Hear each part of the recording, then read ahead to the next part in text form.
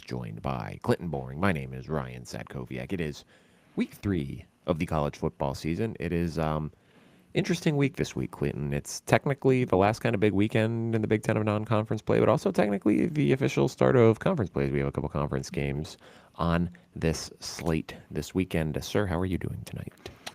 I'm doing good, man. It's hard to believe that we're already in week 3 of college football and we're nearing Big Ten conference play.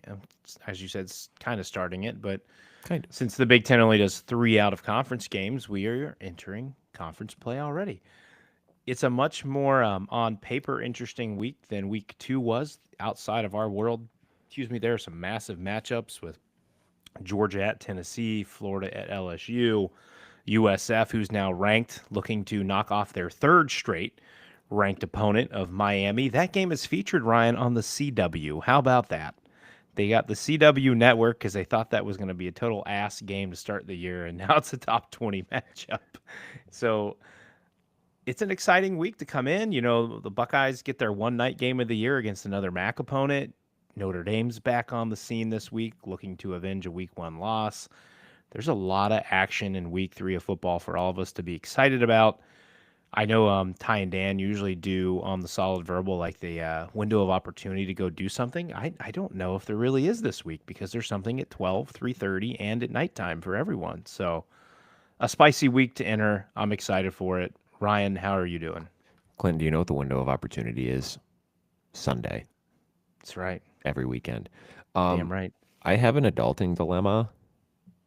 Well, actually, I don't know if it's a dilemma. It's like an adulting problem. Mm-hmm. So we've lived in this house for like A 15 year and months like now. 3 months. Yep. Um, and we've never had any trash pickup issues.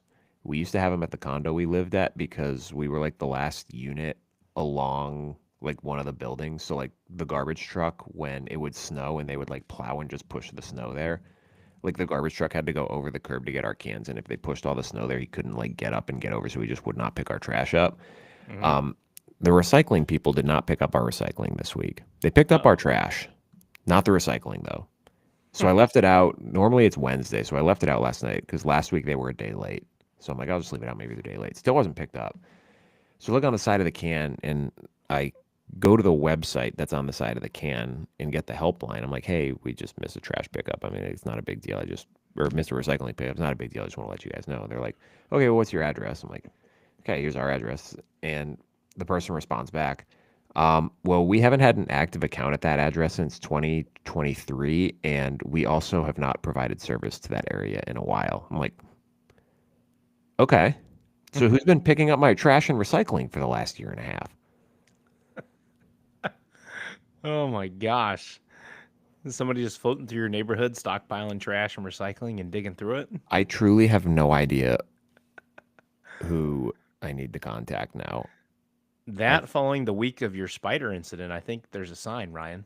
I don't know, man. But the trash got picked up. The trash got picked up, but the recycling didn't. So I'm confused because I'm pretty sure it's the same people doing Yeah. both. Ours So is the same company that does ours. I feel so like I don't that's know. pretty common nature. Yeah, I think I got to go to the city's website and try to figure something out. But yeah, that was super weird. So I'm a little confused now. Spooky. Yeah, just As didn't we pick up get my near to Halloween. fucking recycling, man. It's like, come on, Well, help a our brother out. joys on Thursdays, when it's not a holiday, our trash day is Thursday and recycling as well. The boys love to be outside to wave at the trash guys who come through. So that's our opposite end of ours. We get to watch ours be taken every week. Thankfully, didn't have to smell it too bad this week. Maybe they had a fresh, clean truck or whatever they're doing now. It did not stink that bad when they drove by. So, Yeah, but trash guys always get a kick out of it. The boys stand right at the edge of the sidewalk and they're going like this so that they can honk their horns at them. So, I gives them a little fun bit of their morning too. there you go. But That's fun. also, I have a trick, Ryan. I don't know if you know this trick to take out both your trash and your recycling. Do you want to know what it is? Okay. So, you get your trash can, back it up a little bit in your. Well, we have to store ours in our garage in our neighborhood. They're not allowed to be outside. So take your trash can, open your lid, then you take your recycling can, back the handles up towards the open part of your trash can, open the lid of the recycling, cover the top of the trash, and then close the lid of the trash on top of it, prop it up, and you can wheel them both down to your driveway with one just essentially as one unit. Super easy. Saw it on a video. I showed Elliot once, and now he's obsessed with doing it every time. Or you could just use one arm to pull one can and the other arm to pull the other can. I know, but now that I've shown my 5-year-old, now that's what we'll do every time when we have to take the trash out because he thinks it's the coolest thing in the world. Father-son time, taking out the trash. You heard it here first. Taking out the trash. Speaking of taking out the trash, we have more picks to make this week. We both won 11-7 last week somehow, despite being on the opposite side of 1, 2, 3, 4, 5, 6 different games last week. So good for us. Clinton with a 1-game lead so far. He is 22 and 15. And Clinton winning the pick'em. Yeah, well, you're a game ahead through 2 weeks, so let's not get too carried away here. Reminder, guys, join our Battle Bets League. Find us on Twitter. You can find the app, the URL for the league. I will read it off to you guys here. Is battlebets.app/ITP. You go to that website. It'll make you. It'll take you to a place where you can download the app, and then once you download the app, you just have to go back to the link, and it'll let you join the league again. We've got 10 people in it so far. Very good for us. I like that a lot. Reminder, if we get 40 people in this league, BattleBets has committed to putting up a $100 cash prize for the winner. Is it every 40? Is it only just at 40? I think it's just at 40. And then that is a year end. That's like at the year end, they'd pay out the 100, right? Correct. Yep. Yeah, it's for the overall winner. And then if we get that 40 people in the league, as soon as we do, I think we'll start giving it. We got a bunch of stickers still laying around. I think we'll give out weekly stickers to the winner. I think that'd be fun each week. Be cool. It's really easy to navigate. You can't make parlays. I did try to make parlays. You can't do that. It's just straight bets through. You get your spreads, your money lines, your prop bets. There is some strategy to the money lines and the props because I think each game has 4, and some of them are pretty aggressive. Like I think one was like I think it was Dante Moore like over 4.5 touchdown passes. I'm like, well, that's not going to happen. But it is also a bet that paid out like 17 times your money. So there's some strategy in it, especially if you want to try to pull ahead. You think something crazy is going to happen, you can score a lot of points by picking something crazy like that. So check that out, guys. It'd mean a lot to us. I'm really excited. Clinton's not so excited because he doesn't have an iPhone yet. He might get one. However, he says yet because Clinton has recently discovered that his phone's too damn old to now log into his bank account app because they said, my phone is too old. You don't have the correct version for this. Try our online website to do it this way. And that also doesn't work. So I may have to get a new phone, and I might join you all at some point within the betting realm if I decide to go back to Apple. It'll be fun. I'm excited to compete against you guys this year. But we have picks to make tonight. We have a fun host of games. So, Clinton, let's get into it.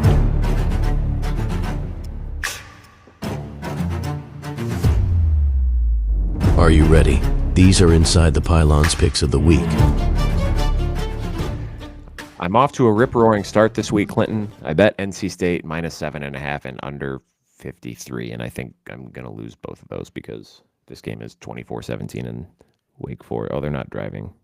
They're probably about to drive because Robbie Ashford decided you bet the under, not the over. No, I bet the under because Robbie Ashford's been ass this year. I'm like, these motherfuckers can't complete a forward pass. And now Robbie Ashford's out here throwing dimes and he's got 250 pass yards at a half. So conference play time, man. It's time to step up.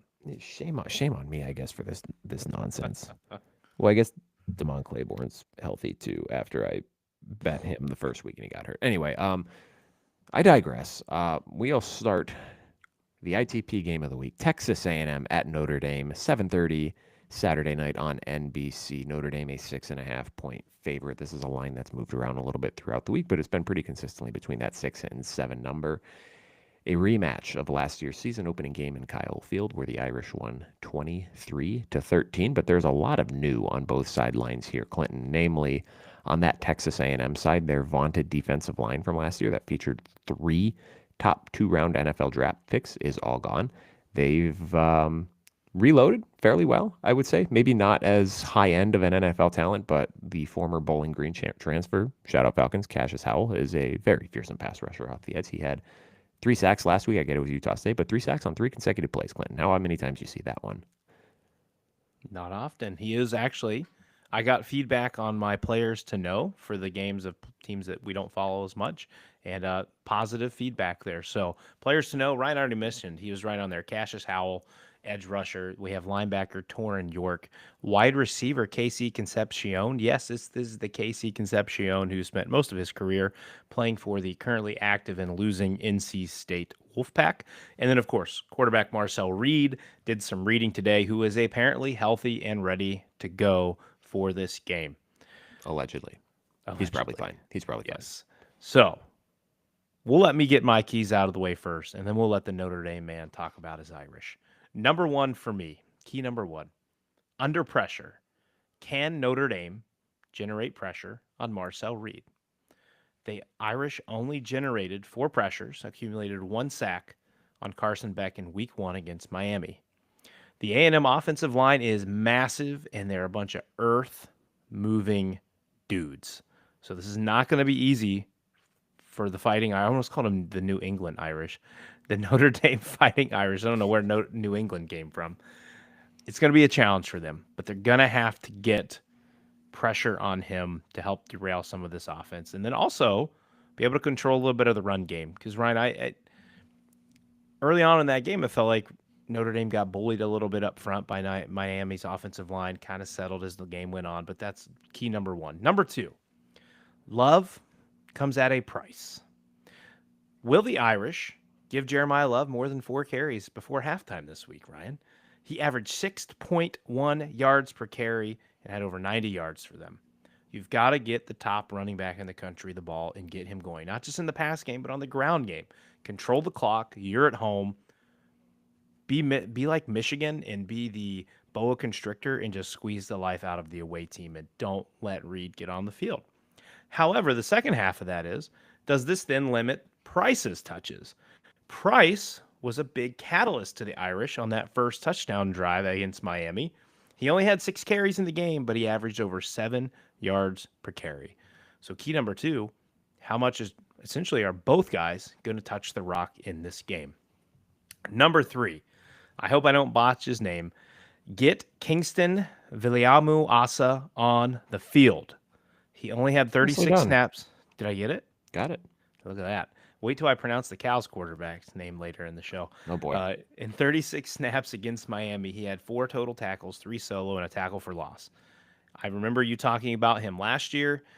Jack has been on here talking about them. He is a rising star, and he could be a key playmaking piece that turns something around for this defense in the game.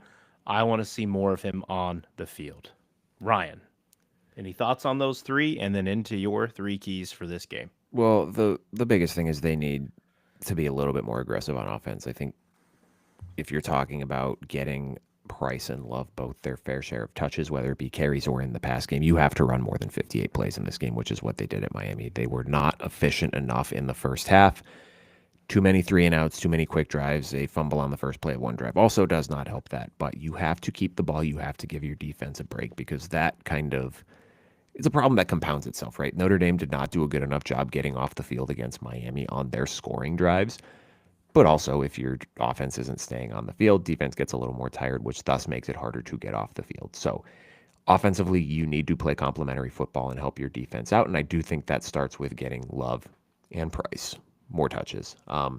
Also, I get so Price had 1 series against Miami that, like, all 6 of those carries and all 46 of those yards, 45 of those yards, whatever it was, came on 1 series, and it ended with him fumbling at the goal line. And fortunately, Notre Dame recovered. And I get ball security is job security, but your 4th year in the program, he was your only offensive catalyst in the first half of that game. You can't bench a guy for that unless he was having significant issues in fall camp, which it does not sound like he was. That kind of plays into my first key of this game, and it's going to be Notre Dame's rush offense versus the Texas A&M run defense. This was a big kind of point in the matchup last year because of that A&M defensive line, which still very good this season, but you lose those 3 big guys off the line. There's a little bit to replace there, and we talk about Cassius Howell, more of a pure pass rusher, not as stout of a run defender. And this is a team that allowed 203 yards on the ground to UTSA. And even though statistically Utah State, they looked a lot better, listening to one of their beat writers for 24/7. He used to cover Notre Dame, and he was on a podcast I was listening to this week. He was kind of talking about even in that Utah State game, they weren't super happy with some of their run fits. So that sounds like an area Notre Dame can potentially exploit in this game. I mean, the offensive line has to play a ton better for that to be a thing, but in a matchup where this should be a strength going against what sounds like could be a potential question for Texas A&M, I think that's something that they have to take advantage of, and they have to be more creative with it, right? It sounds like a lot of the screen decisions was a RPO pass decision by CJ Carr. I think you have to simplify the game for him a little bit and take a little bit off his plate. Maybe a little bit more in the downfield pass game, maybe a little less split-second decisions. Just say, look, this is a play we're going to the running backs. Just give up the ball in this situation. So that's going to be a big thing to look at in this game. I think it was Price was talking to the media this week, and he said him and Love have a goal every game where they want to combine for 200 plus rushing yards. If those two combine for 200 plus rushing yards in this game, Notre Dame wins this comfortably, and I don't think that's even a question. Second key to this game is going to be Marcel Reed versus the ND defense. We talk about new things in this game. That's a big new one in this game. Last year was Connor Wegman. He did not look good. Marcel Reed adds a different element to this game. Say what you want about his accuracy as a passer. I think that if Notre Dame keeps him in the pocket, forces him to make difficult throws, I think the defense can have a ton of success in this. But if they lose contain, you don't keep your rush gap integrity, you let him scramble, you let him get on the run. This is an A&M receiving group that is much improved from what it was last year. You mentioned Concepcion, but Mario Carver, a Mississippi State transfer, has gone over 100 yards both games so far this year. Again, level of competition, not great. But we did see Notre Dame have a little bit of trouble with the speedy Malachi Toney in the first game against Miami. So that is a potential question mark in this game for that Notre Dame defense. How do you balance trying to shut down an improved receiving core while also being wary of Marcel Reed as a runner, and also Le'Veon Moss and Ruben Owens as well? Not a lot of production from those two through 2 weeks, but Moss is a guy who's only, I think, 9 months removed from an ACL injury, and Owens missed almost the entire of last year with a Lis Frank dislocation in his foot. So they've been kind of weaning those guys back in, and I think this is a game where they're going to try to uncork them a little bit. So big challenge for Chris Ash in this game, and that's my third key of this game, is going to be Chris Ash versus Colin Klein in the coordinator battle. Because last year, Colin Klein was eaten alive by Al Golden. Just did not have a chance in that game. First year at A&M offensive coordinator against the third-year coordinator at Notre Dame. We talked a little bit after the Notre Dame Miami game, knowing your personnel. Alan Golden. I don't think that's actually his full name. It could be. Al Golden had a really good grasp on Notre Dame. Is it Albert? Oh, okay. I'm just messing with you. You said that with a lot of confidence. I thought you had some solid Bengals inside knowledge. Yeah, some Bengals insight on that. But we talked about this a little bit after that Notre Dame Miami game. Does Chris Ash have a good grasp on his personnel? I don't know that he does yet, and that kind of plays off your Kingston Viliamawasa point. I think that's a guy that needs to play more. He's, I think, inarguably their most talented linebacker from just like a skill set perspective. And I know you're only playing two with kind of that nickel-based defense, and you like the top four you have out there. Mm-hmm. But especially if Drake Bowen is struggling making tackles, I know he's your captain. I know he's kind of your leader at that position, but you have to put the talent on the field, especially a guy who can cover some ground against a mobile quarterback in this game. Now, Colin Klein's the guy who should have a little bit better grasp on what he has with his personnel, and I think that Marcel Reed is a quarterback who fits that system a little bit better. Look at what Colin Klein did with Will Howard at Kansas State. That's the type of quarterback he likes to use. So how does Klein benefit from that experience, not only playing Notre Dame last year, but having all of last season under his belt, including half of a season with Reed as your starter? And, Shannon Dawson, I don't know if I would say he necessarily took Chris Ash to the woodshed. I think Notre Dame made some adjustments as the game went on, and maybe that was aided a little bit by Miami getting a little too conservative, but I would expect that they did a lot of self-scouting on defense last week and hopefully have a better grasp of what they want to do to kind of be more aggressive, but not over-pursue, if that makes sense. You have to do that controlled aggression. You want to make sure that you're not being passive on defense, but you don't want to be so aggressive that you're leaving rush lanes open for Marcel Reed to take off and scramble and hurt you that way. Yep, absolutely. So that takes us to our picks. The current line that Ryan has for this game is -6.5 Notre Dame. I've been saying this since July, and this is not to be an Irish hater because I have them in my playoff.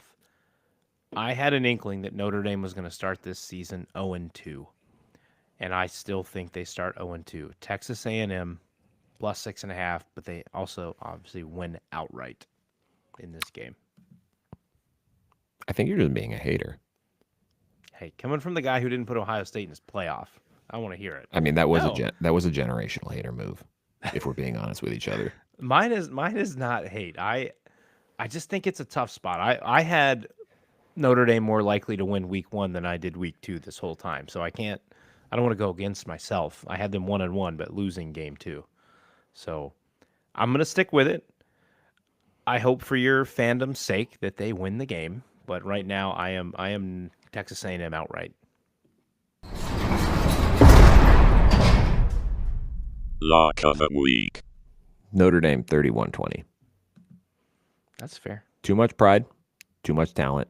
It's not a team with its back against the wall yet, but they know that if you lose this game, you are in doo-doo. No. It would be the second 0-2 start in 4 years under Marcus Freeman. I think they're going to do everything they can to avoid that. I think they're going to come out playing with purpose. They're going to come out playing more aggressive. They're going to come out playing physical and violent. And as much as I think Marcel Reed has improved as a quarterback, I still don't trust him enough as a thrower of the football when challenged, right? And we kind of saw that a little bit at the end of last year. He came in. The whole lore started with him after the LSU game when it was very clear that they had no plan for dealing with a running quarterback. And then 2 weeks later, they played South Carolina, and he couldn't do a damn thing with the ball because all they did was prepare for a running quarterback. And as not sold on Chris Ash as I am, I do think that they'll have a good plan in this game for containing him. They've done a pretty good job of containing running quarterbacks the last year and a half since the 2022 Caleb Williams debacle. So I think they'll essentially make Marcel Reed a non-threat in this game. I think he'll get a couple big plays. There are too many weapons to not, but from what we've seen of him so far, I think it's going to be a relatively quote-unquote quiet game for him, and I think Notre Dame wins. Not handily, but comfortably. Comfortably enough that my heart rate's not 110 for the entire night. It'll still probably be 110 for the entire night. Next up, I want to hit on a couple of big, quote-unquote, big non-conference games that we have to kind of close out the non-conference portion of the Big Ten season here. First one, 12 o'clock Saturday, ABC. We have Wisconsin traveling south to Alabama. A return trip from last year's battle in Wisconsin. The Tide are a 20.5-point favorite. Sounds like Billy Edwards will not play in this game, so Danny O'Neal, you are back up. We will see if he can provide a similar spark to what he gave for the Badgers against Middle Tennessee State in the second half of last week's game, since they didn't really do a lot in the first half. But this is a much, much, much more difficult contest for the Badgers in this one, Clinton, and I'm not sure, honestly, how ready they are for it. I'll start. You started last time. I'll start this one. My keys for Wisconsin in this one: you have to start fast. Through 2 games, they have 17 combined first half points, and that came against Middle Tennessee and Miami of Ohio. So you need to get Danny O'Neal and your run game in a rhythm early and try to get that Bama crowd feeling anxious. Because as good as they were last week against ULM, I think if you get an early touchdown, an early stop, that's going to be a crowd that I think is still on a little bit of a hair trigger. And I think a nervous crowd at Bryant-Denny, I think that's kind of one of those, you talk about the home field advantage, but I think that could end up being a situation where it becomes the home field disadvantage, where the Boo Birds start coming out, the team is feeding off the nervous energy, they start playing a little bit tighter, and I think that would be Wisconsin's path to an upset in this one. Is you force an early turnover, you get an early score, you get up early, and then you kind of play that keep away bully ball that they allegedly want to get back to a little bit more. How do you do that? Can Wisconsin use the QB run and misdirection to confuse Alabama's defense? Because we saw a lot of that from Tom Castellanos in the first game. Would he throw 14 passes and they beat the ever-loving crap out of them? So you don't have to throw to beat them, but you need to have a little bit more of we'll call it a less traditional run game that Gus Malzahn does, where you're confusing the defense, getting them moving around, using that eye candy to try to confuse the linebackers and the safeties to create running gaps for yourself. And then the final keys, you have to get to Ty Simpson. He was untouched and unbothered last week against ULM. Again, it's ULM, but he was 17 for 17. He had a perfect passer rating. You have to hit him early, get him out of his rhythm, and get him seeing ghosts, making quick decisions, Force him to make a mistake or two early. You went 3 keys. We only did 2 keys for our non-game of the week last year, so I only have 2. That's all right. Anyways, my first one was injuries, and we have an answer now with Billy Edwards. He's not going to play. You're rolling with Danny O'Neal. He was a starter with San Diego State last year, 11 games, so now he's 12 games starting under his belt. Nothing compares to what he's stepping into at Bryant-Denny Stadium, so he needs to keep his head. The other one were Ryan Williams, the top wide receiver on Bama, is expected to play. And then Jam Miller, their top running back, who has been out with a clavicle injury, is a game-time decision, unless there's been something newly dropped for him. Ryan Carter, back up here. Ryan Carter kind of already mentioned some of the players to know. Ty Simpson, quarterback. The other wide receiver, Jeremy Bernard, is their leading wide receiver at this time. On the defensive line, who will be causing nightmares for Danny O'Neal, is LT Overton, and then Deontay Lawson at linebacker. Key number 2 for me was exactly what Ryan said. The Badgers' defense, actually, it was the opposite of what Ryan's offensive plan was. The Badgers' defense has to take the FSU game plan and generate pressure on Ty Simpson. It's positive that their defensive front's been generating pressure in their first 2 games, but it's been Middle Tennessee State and Miami, Ohio. Mm-hmm. This is a whole different animal. But if you're able to put pressure on him, you've seen what Ty Simpson does under pressure in game 1 in their loss to Florida State. I guess if there's a key number 3, for me, it's Wisconsin's got to find a run game. Your wide receivers can't be your leaders in rushing yards in this game, or really at all. It doesn't need to be. They have to find something on the ground. If they're going to rely on O'Neal to be all plays with his arm, they are going to get whitewashed in this game. They have to have something to keep the Bama offense off the field. Wisconsin does not have the playmakers on defense to match up with Ryan Williams, Bernard, if Jam Miller plays, and if you're giving Ty Simpson time. It's just not going to work. And for that reason, I have Alabama as my lock of the week. Did you fucking change your pick? Play my sound. Lock of the week. You fucking went into the app and you saw my pick and you changed your pick. No, I changed my pick because I've been slimy bastard back and forth all day of, can Alabama win by 21? You made us do Wisconsin in the pick'em. And that was when I had Alabama. some positive vibes. Oh my god. But my vibes have changed. I don't know if Wisconsin can score more than 14 points on this team. And buddy, I don't know if they can score 7 points on this team. That's what I'm saying. Alabama's going to score at least 31. I don't know if they'll score at least 31, but they're covering the spread, and it's going to be easy. I feel Alabama might destroy Wisconsin. Like, I could see this being like a 28-3 game. It would not surprise me at all. I mean, how many did they drop on them last year? 40-something? Yeah, but that was a little bit of I think that was a better Alabama offense than what they have right now. Maybe. We'll see. But Bama's my lock of the week. Yeah, I have Bama as well in this one. I know I said it about Wisconsin last week. I'm not trusting them to cover big spread until I see them do it, and they did well in the second half against Middle Tennessee, but I just need to see them do something against a Power 4 opponent before I start to believe it. I still don't know what the identity of this team is, Clinton, and maybe we'll find out this week. Maybe the identity of this team is they're just not very good at football. It could be. I could be wrong. I'm prepared to be wrong, but it's hard for me to quit on the Bama hype after coming off of a 73-0 shellacking of a team. That was their biggest shutout since 1955, by the way. Yeah, just a very impressive. Again, I get it was a crappy opponent, but very impressive performance, and they don't have to be very impressive in this game, and I still think they'll cover this relatively easily. Next up, 10:30 p.m. Saturday, ESPN. Come watch it live with us. You watch the whole fucking game live with us, man. This game's going to start when we're about, well, probably not when we're about going live. About a half hour after. Well, it depends on how late Notre Dame A&M goes, because I might need a 10-minute cool down after that game, depending on what happens. Minnesota, 2.5-point favorite at California in this one. This is a lot more of an interesting game, Clinton, than I thought it would be like 3 weeks ago, because Jaron-Keawe, Sagapulotele, the Cal freshman Stole my phenom. thunder. He was fantastic in their first game. Did not pull up his. Oh, here we go. He's through 2 games. He is 46 for 68, 493 yards, 3 touchdowns, and an interception. I think he has been a big surprise. I love the southpaw. That's got a sweet spot for that in my heart.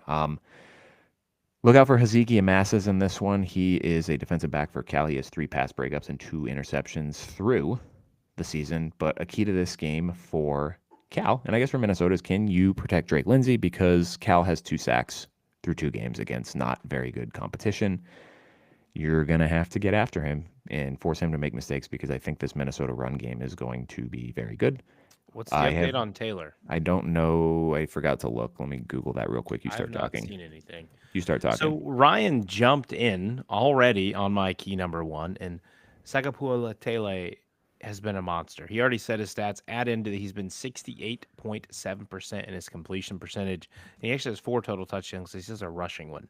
So the Gophers D has a big challenge standing in front of them. Through the past few years, what have we been able to rely on with Minnesota? Defense. Defense usually travels. However, this is one of those weird West Coast ones. It's not the Big Ten. I know Minnesota's also in a different time zone, but it's a travel game for them. Can they bring it all with them? Koi Parrish, I expect to see some eyeballs from him on Sagapulotele and following him around. Probably, I think he's going to get at least 1 interception in this game to help make the key change in this game in favor of the Gophers. And then how does Drake Lindsey look with his first game on the road? He's no longer in the confines of his own home. He hasn't really boasted any big stat lines yet, per se. Not that he needed to. Minnesota handled business very easily last week. But this will be a challenge. Cal's D, I am blanking on the linebacker's name right now. He has been an absolute stud coming over as a transfer. I'm sorry, as the guy who's been there with Cal for 3 years. So can Lindsey stay away from the big mistake late? Hell, even early. Just stay away from the big mistake that's going to set Cal up in favorable position to potentially take a lead or expand upon the lead. Ryan, I'm not buying the Calgorithm in this game. I think Minnesota's going to go out west, take care of business. It's not a very big spread, but I like Minnesota minus 2.5 to the like a 27-24. Regarding Darius Taylor, nothing since Monday, but I don't know that I really like this answer from PJ Fleck. If he was going to play, just say he's going to play. There are levels to any type of injury, no matter what it is. Got some good news, and the injury report will come out 2 hours before. I mean, at least we know now that they have to give injury updates. At least we have it now. That's true. Yeah, so maybe he will play, maybe he won't play. I do think the Minnesota backfield is good enough to withstand a game or 2 without him, particularly against not the fiercest competition. I do think this is a weird spot, though. You mentioned kind of the weird body clock game, just that 10:30 body clock local start. That's a little strange. We've seen some weird stuff, and I'm going to kind of stick to that theory in this one, Clinton. I don't know if they'll win outright, but I'm going to take Cal to at least cover the spread here. Yeah, we talk about a weird body clock game. Go to next week when Michigan State plays at 11 p.m. Eastern time. Well, I mean, I'm sorry, 11 p.m. Yeah, it's 11 p.m. Yeah, Eastern time. Everything's so this is a late game for Michigan State. Yeah, at man. USC. I feel bad for Michigan State fans, man. Like, you stay up and watch that shit? I can't stay up that late. Well, we'll be up a little bit doing. I don't know if I'm making it through that whole game. Is it a recap? That'll be a recap net, right? That's a that's a Saturday night. They did that with Rutgers last Fox year. though. You know Fox though, man. That's going to start at 11:15. Yep. There's going to be 900 hours of commercials, and it's going to end at 3:00. Well, here's the positive. At least it's not going against the World Series like they did Rutgers and USC last year. Yeah, when there was 15 people in the stands. Oh yeah. All right. So you got Cal and I got the Gophers. Next one up. Speaking of weird body clock games, Clinton, Big Ten play begins with Oregon traveling to your favorite stadium at Northwestern, 12 p.m. Fox. That is a 9 a.m. local start time for Oregon, and we saw some funky stuff happen in that last year. However, I don't know that those games necessarily featured the talent mismatch that is present in this one. Oregon, a 27.5 point favorite, was Northwestern had a nice ish rebound last week against Western Illinois. Again, that is not a good FCS team, so they should be beating them. And we've seen Oregon roadkill 2 opponents this year, including a Power 4 Big 12 team that's probably not any good, but that's still impressive. That was punny of you, Ryan. It's technically they've home killed them thus far. They've not been on the road. Now they can road kill an opponent. Okay, well, there we go. I think the only argument in favor of Northwestern in this game covering the spread is that maybe Oregon is asleep for the first half still. This is a fast, physical defense. We saw Preston Stone look like a deer in the headlights against a fine Tulane team, but certainly not on this level of Oregon. And, I mean, Dante Moore looks really good, man. They're spreading the ball out. Wide receivers, running backs, they're getting everyone involved. That's very difficult for a defense to stop, particularly a defense like Northwestern, where, let's face it, you don't have the same depth as some of the big boys have. So you find that weak matchup, you exploit it, and I think Dante Moore's good enough to figure out where that weak matchup is. Will Stein is certainly a good enough game planner to figure out where that weak matchup is. I don't know. I don't think this gets as ugly as last week's game did, but I do think Oregon is going to cover this one relatively easy, and I'm going to take the Ducks here. Did you mention what you had the line at? Sorry. 27.5. 27.5. All right.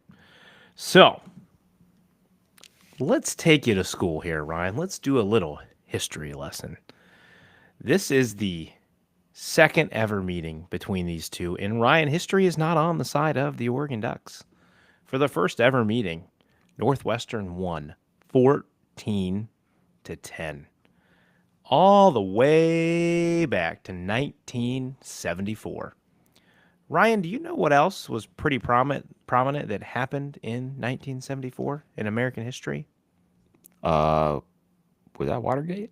That was Watergate. Good job. Ding, ding, ding, ding, ding, ding. That was a wild guess, man. Good for me.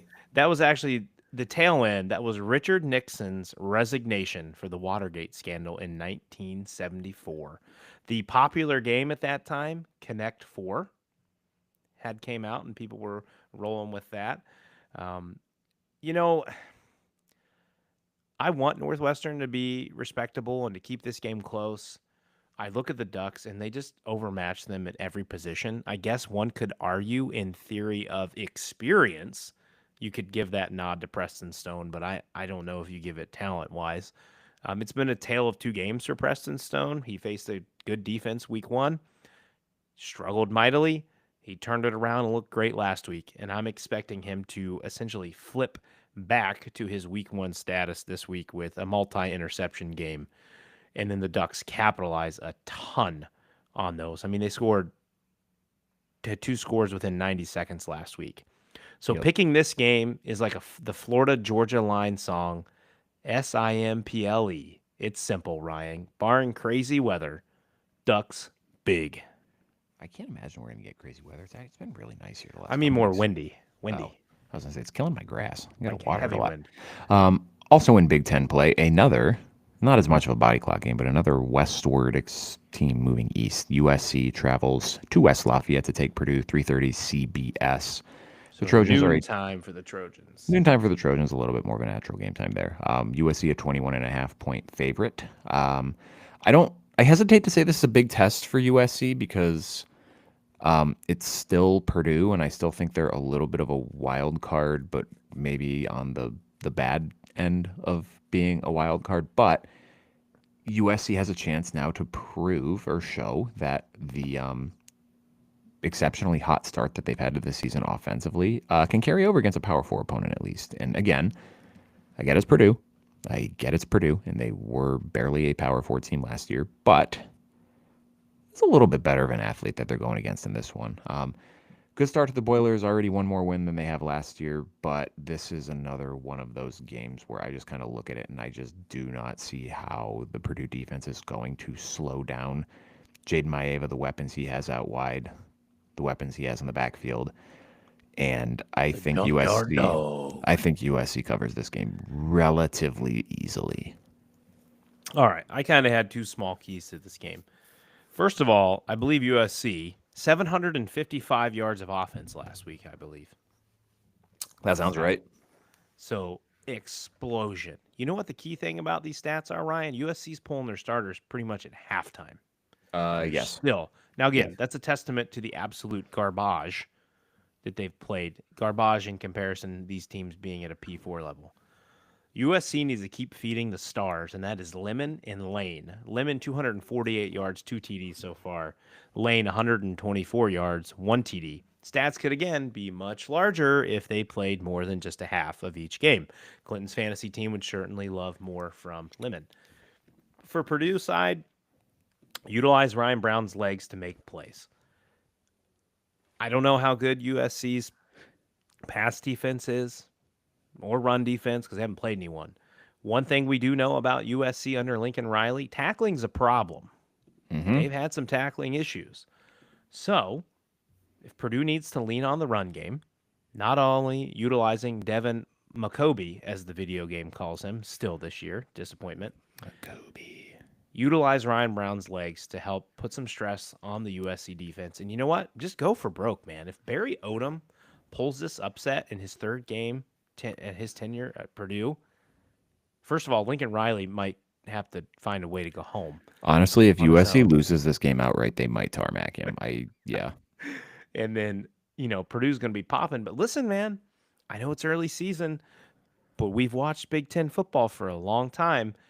And I know it was Jeff Brom's Purdue, but crazy things happen at Purdue. Now, this isn't a night game, and sometimes crazy things happen at night there. But I wouldn't look past Purdue too easily if I'm the USC fans. But I do agree with Ryan in here, and I like USC to cover that spread of 21.5. Give me the Trojans. I need a Maction sound for this board. We're moving to the Maction portion of our program here. We have 4 Big Ten versus MAC games in this one. 12 o'clock, noon, Saturday, Big Ten Network. The battle for Michigan, Central Michigan at the Michigan Wolverines. Wolverines are a 27.5-point favorite. Clinton, how do they respond after the disappointing defeat last week against Oklahoma? Well, they'll be responding without their head coach on the sidelines. This is the first game of Sharon Moore's suspension, with the second coming next week, and the latter one being the more impactful. I don't really look for Michigan to struggle too much here. I do not think Connor Stallings will be on the sidelines for Central Michigan working against his favorite team, but who knows? I like Michigan to get a little more on track this game. I think they're going to lean again heavy on Haynes and Marshall to get the ground game rolling, let Bryce Underwood settle in a little bit, and then I think they're going to put some deep shots on Central Michigan here, and I think it's a relatively easy game for the Michigan Wolverines. I think their defense is going to kind of stifle Central Michigan. You son of a bitch, you just changed yours to Michigan. Yeah, I thought about it. I think I like the Wolverines minus 27.5. Yeah, the more I think about it, I think Michigan's going to try to flex a little bit in this game. I don't think that this is the game where, because I don't think Sharon Moore's suspension technically kicks off until like noon on Saturday. So I think he's been able to be with the team all week. It started at the end of the game last week. He is unable to be with the team these 2 full weeks.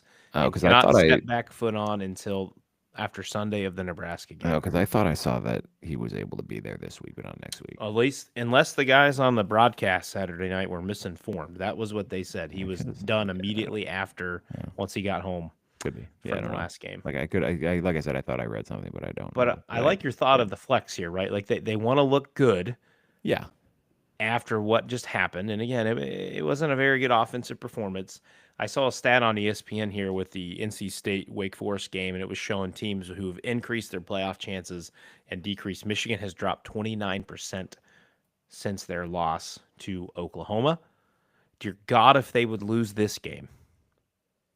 Well, yeah, I think that's Oh my I mean, you gosh. can't really say fire the head coach because the head coach technically wasn't there. But that would just be I mean, disappointment. The worry I do have about the Michigan's going to try to flex theories, because I thought they would do that against Arkansas State last year, and then they kind of shit their pants in the second half.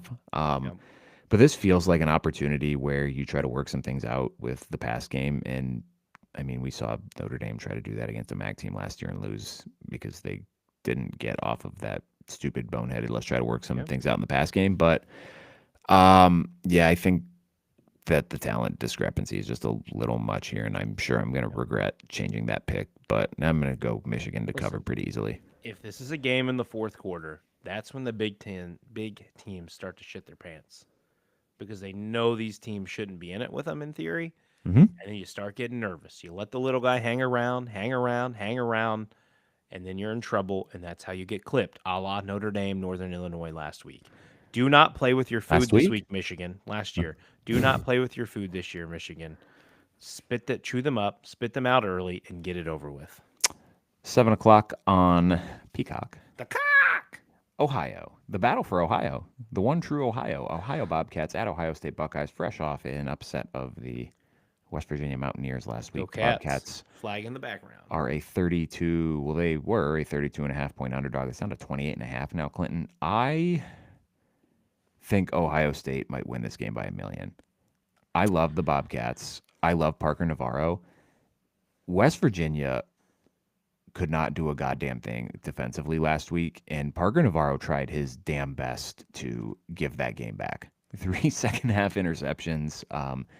If you do that against Ohio State, you were going to get murdered, and that was a problem we saw from him last year. He was not good with protecting the ball, and sometimes when you get that backyard football style quarterback who's trying to Timu Johnny Football it, I think I called him that to someone at work this week. I said Parker Navarro's Timu Johnny Football.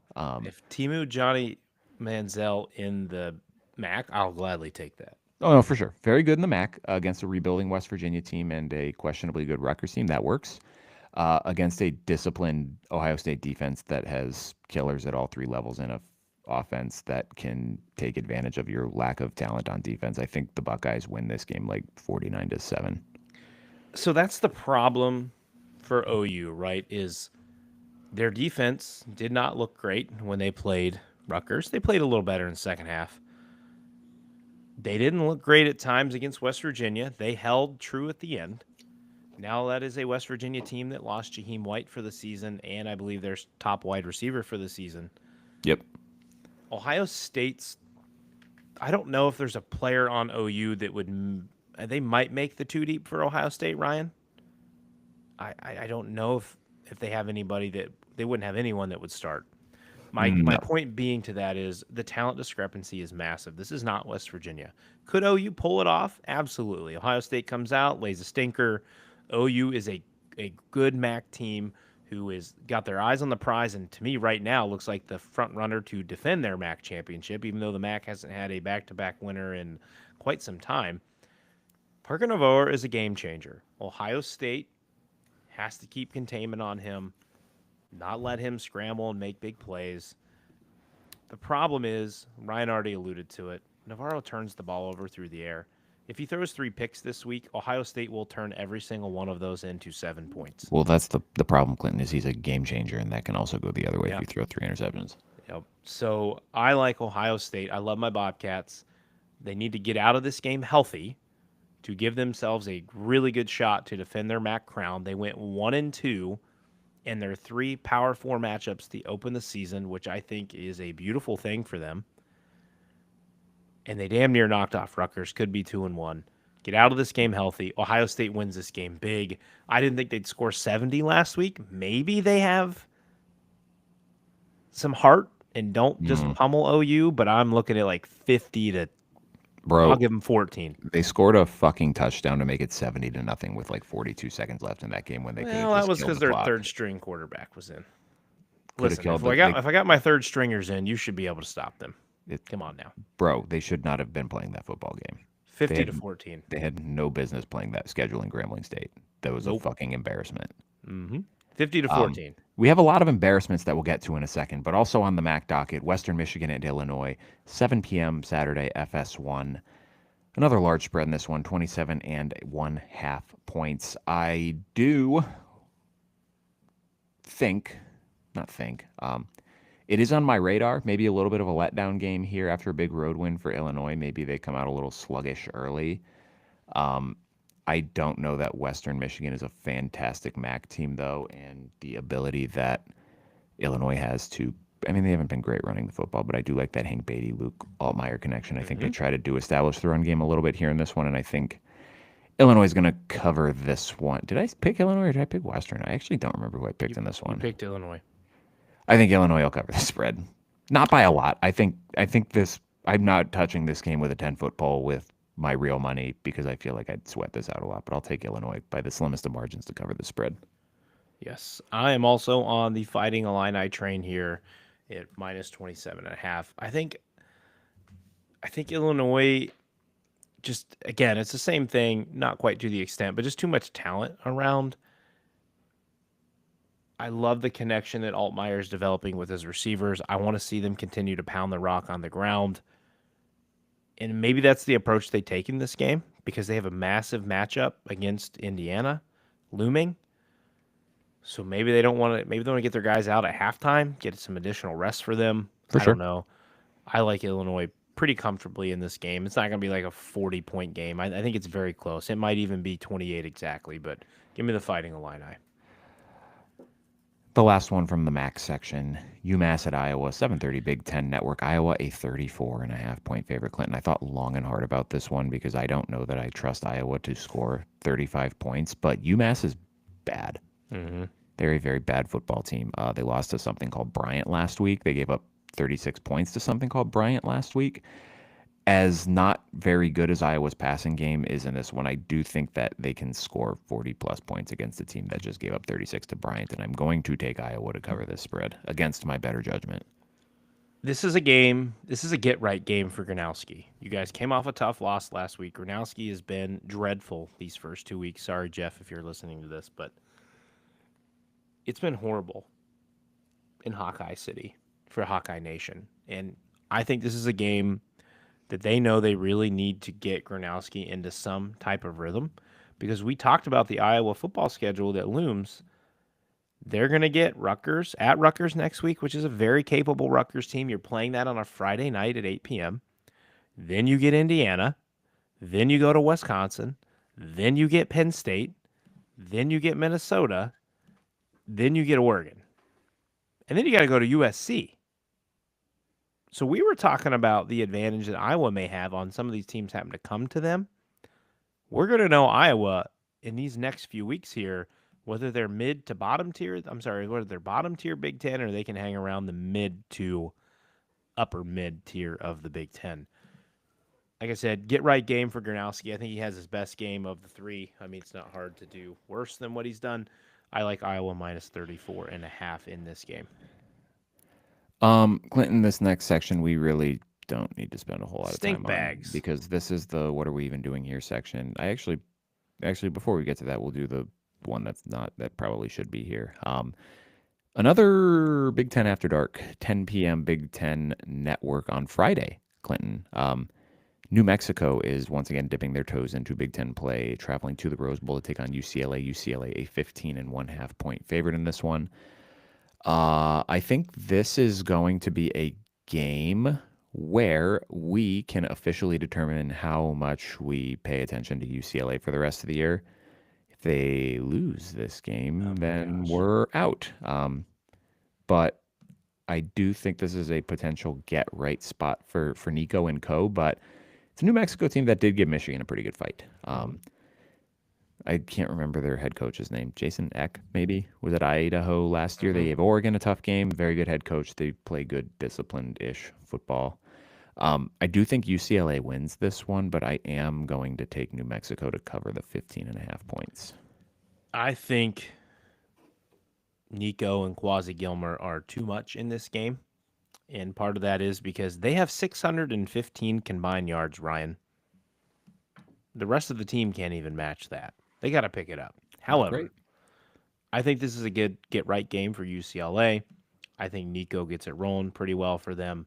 I think the defense, what we saw at the end of the game last week against UNLV with UCLA kind of pushing and fighting back, I think that's something that, one, they can either let kill them, being disappointed that they're 0-2, or use that to propel some momentum and come out here and kick New Mexico's ass.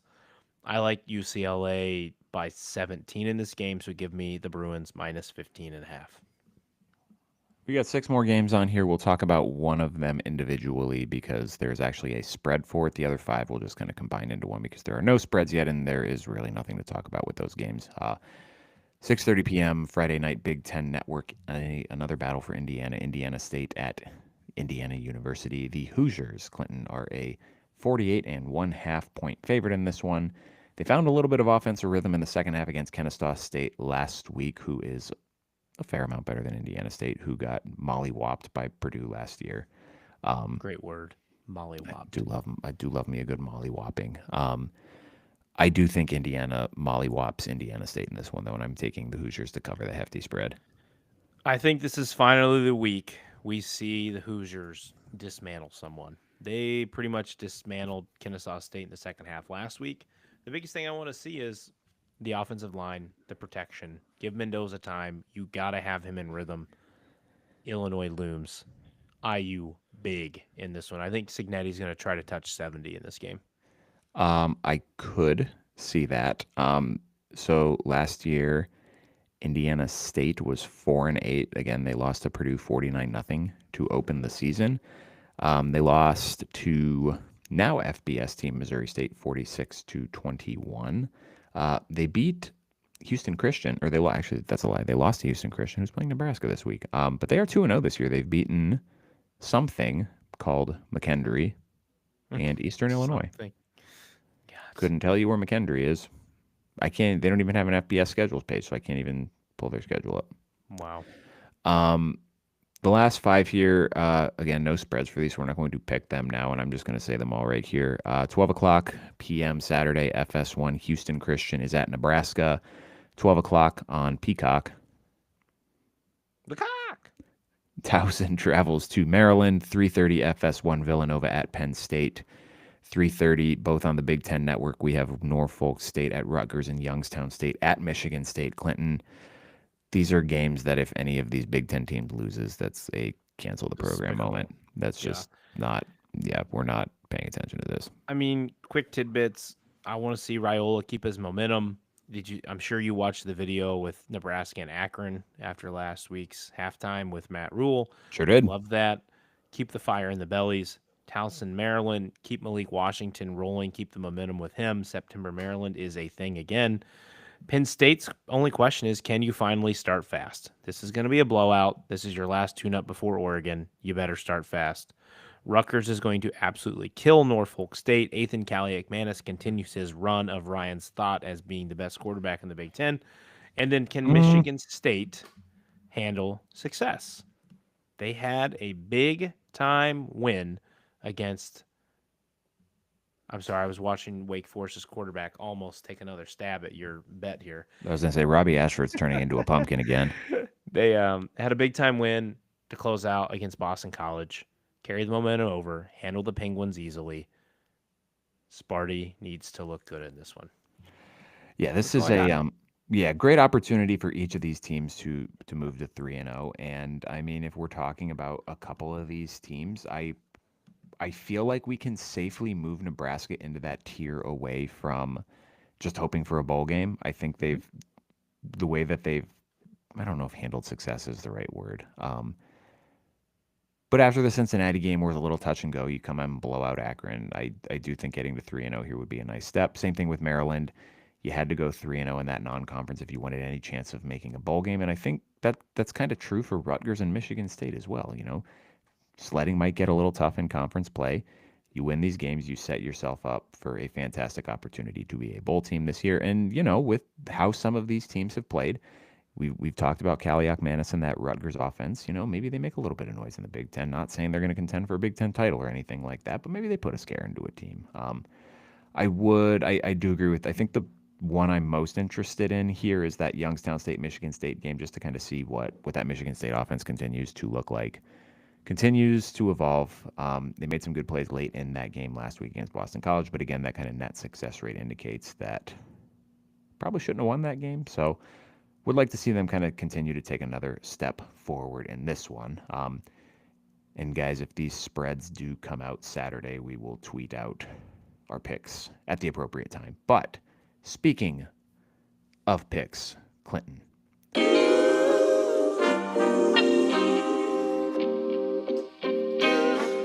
Sometimes you gotta pray for a victory. This is Inside the Pylon's Best Bets of the Week.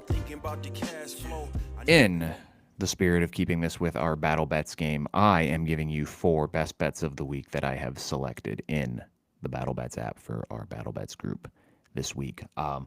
We've touched on a couple of these already, Clinton, and we'll just kind of talk through what this looks like in the battle bets app here. I have Oregon minus 27.5. That is a situation where whatever money you take on that game, you put it on, you get your wager plus that same money back. So a $300 wager on Oregon in the battle bets app would get you $600 back. I have USC minus 21. That's what it's listed as in the app. Same thing. That is one of your spread bets. That is going to pay you 2 times your money. Oop. Sam's trying to call me. I have Tulane money line. I wanted to throw a money line bet in here as well, since in our battle bets game, you are betting spreads / over-unders, money lines, and prop bets. So I wanted to throw a money line bet in there. No, podcasting. Sorry. I did not get super creative with my money line bets this week. Tulane winning only pays you 1.9 at times, so the $300 wager only pays $570 back. And then for one of my prop bets, I do have Mackay Lemon anytime touchdown against Purdue. It pays 1.7 times your wager, so $200 gets you $340 back. Those are your best bets of the week, Clinton.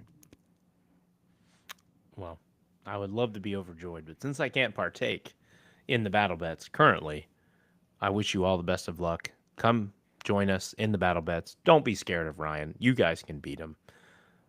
Kirk, Adam, Xavier, Caleb, the rest who have joined us, we appreciate the 9 who are in there so far. Share it with your friends.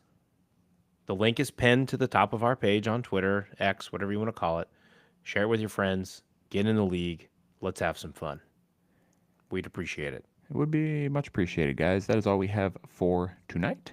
We will be back with you guys Saturday night at some point, depending on what happens with my football game. Clinton might be going solo. I might be dead. We'll see. I will bring a box of tissues for Ryan. Yeah, thanks. I don't need any tissues. I'm just going to start screaming into a microphone. Everyone, thanks for joining us. We'll see you on the other side live Saturday night after the action. Deuces.